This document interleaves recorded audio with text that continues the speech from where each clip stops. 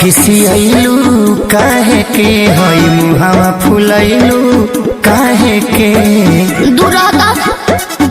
एहो हमारा पखिसियलू काहे के हई मुहावा फुलैलू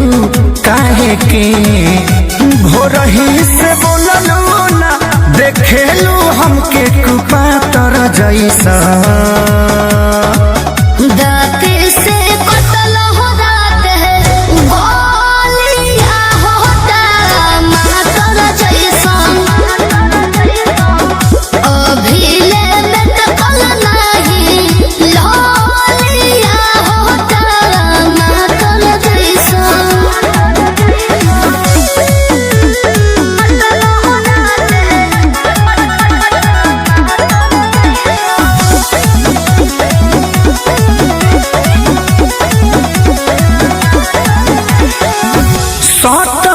दिमागा हो किरेक हो गए